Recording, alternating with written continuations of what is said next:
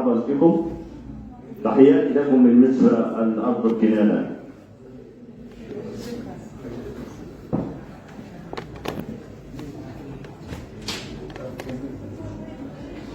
صديقي، لو تقدم نفسك لجمهور تونس وكتاب تونس والأدباء. محمد المصري شاعر. تسمعني؟ هل تسمعني؟ تفضل نسمعك.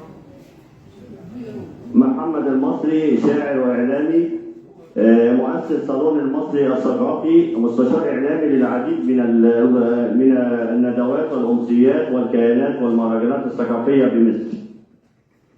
نعم.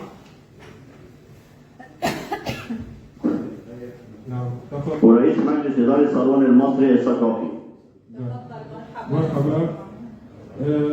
مرحبا بكم. ماذا ستقدم لنا اليوم؟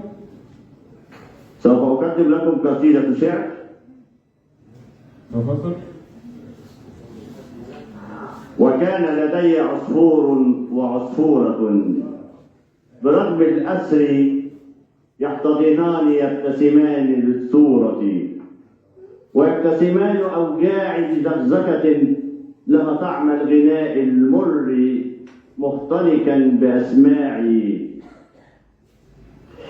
وكم صنع حكايات عجيبات لإمتاعي، وكم جمع حبوب القمح مقشورا لإشباعي.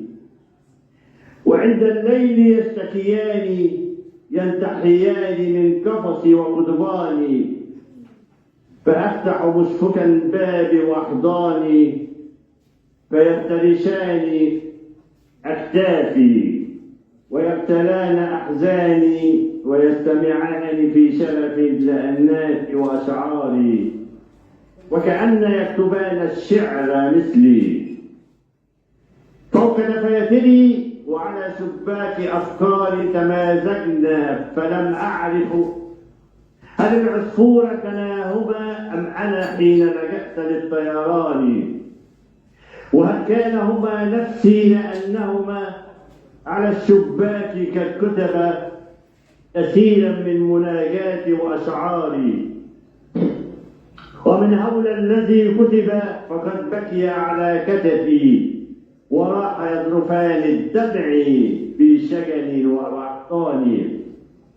وفي غدنا يكون عهودنا العصفور يطير إلى الفضاء والنور ويلعن ظهر بستاني، فتبكيه وترسيه العصافير التي جاءت تعزيني، فأهتف والفرات المر يسري بين أوردتي ويصرخ في شراييني.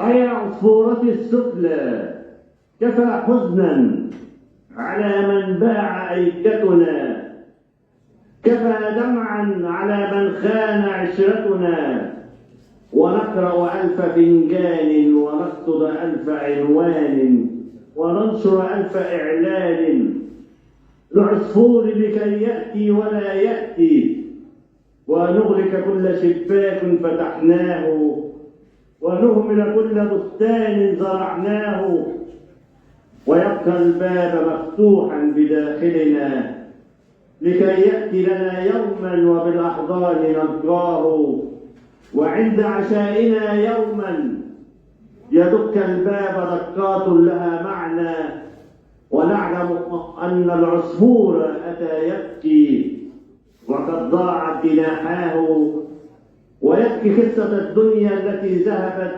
بيميناه ويسراه، ولم يدرك بفطرته بأن النار غير النور، ويبكي عشه المهجور وتهدأ زقزقات الحزن فوق شفاهه السفلى، ولم يقبل حكايته وفوق صدورنا أخفى، وقد ماتت أغانيه وقد هدأت جناحاه.